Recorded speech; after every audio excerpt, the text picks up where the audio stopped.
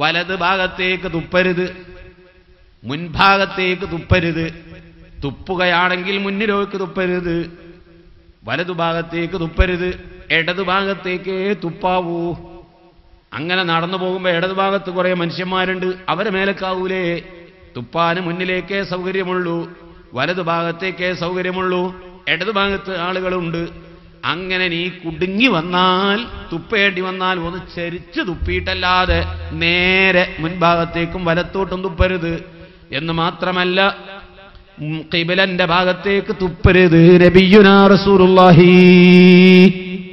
ഖിബലാന്റെ ഭാഗത്തേക്ക് തുപ്പിയാൽ ആ മനുഷ്യൻ തുപ്പിയ ഉമിനീരുകൾ മുഴുവനും നെറ്റത്തടത്തിൽ ഒരുമിച്ച് കൂട്ടപ്പെട്ടുകൊണ്ട് നാളെ പരലോകത്ത് ഹാജരാക്കും.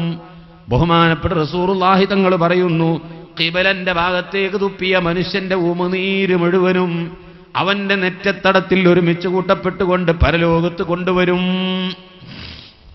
പരലോകത്ത് ജനങ്ങളെ അല്ലാഹു തആല സൊഫ് സൊഫായിട്ട് നിർത്തും. എത്ര സൊഫാണെന്നറിയുമോ നിങ്ങൾ? ആദം നബി അലൈഹിസ്സലാം മുതൽ ഖിയാമത്ത് നാൾ വരെയുള്ള എല്ലാ മനുഷ്യ ജിന്ന് ഭൂതവർഗങ്ങളെയും അല്ലാഹു തആല മഹ്ശറിൽ സൊഫായിട്ടാ നിസ്കരിക്കാൻ സൊഫ് കെട്ടാറില്ലേ? ഇതുപോലെ സൊഫായിട്ട് അല്ലാഹു മഹ്ശറിൽ നിർത്തും.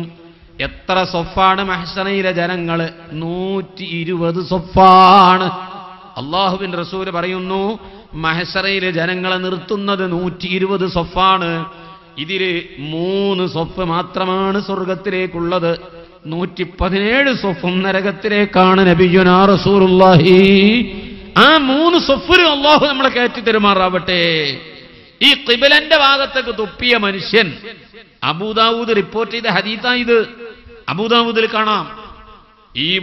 ഈ ഖിബലന്റെ ഭാഗത്തേക്ക് തുപ്പിയ മനുഷ്യൻ ഈ 3 സൊഫിന്റെ അടുക്കലേക്ക് ചെല്ലുമ്പോ ആ സ്വാലിഹീങ്ങളായ സ്വർഗാവകാശികൾ നിൽക്കുന്ന 3 സൊഫേ ഉള്ളൂ, ബാക്കി 117 സൊഫും വരിയും നരകത്തിലേക്കാണ്. ആ 3 സൊഫിന്റെ അടുക്കലേക്ക് ചെല്ലുന്ന സമയത്ത് ആ ആളുകൾ ഇവനെ ആട്ടി ഓടിക്കും. ഇങ്ങോട്ട് വരരുത്, പൊയ്ക്കോ, നിന്റെ നെറ്റിയിൽ മുഴുവനും തുപ്പലല്ലേ, വൃത്തികേട്, ഇങ്ങോട്ട് വരരുത് എന്ന് പറഞ്ഞിട്ട് അവനെ ഓടിക്കും. സത്യത്തിൽ ഖിബലന്റെ ഭാഗത്തേക്ക് തുപ്പൽ ഹറാമാണോ? അല്ല, അദബാണ്. ഈ ദുന്യാവിൽ അല്ലാഹു തആല ആദ്യമായി മനുഷ്യന്മാർക്ക് ഇബാദത്ത് ചെയ്യാൻ ഉണ്ടാക്കിയ ആരാധനാലയമാണ് കഅബ. അതിനെ ബഹുമാനിക്കണം. ആ ഭാഗത്തേക്ക് തുപ്പാൻ പാടില്ല. തുപ്പിയാൽ ആ ഉമിനീര് മുഴുവനും നെറ്റത്തടത്തിൽ ഒരുമിച്ച് കൂട്ടപ്പെട്ടുകൊണ്ട് മഹ്ശറിൽ കൊണ്ടുവരും. സ്വാലിഹീങ്ങൾ നിൽക്കുന്ന ഭാഗത്തേക്കൊന്നും അവൻ അടുക്കാൻ സമ്മതിക്കൂല.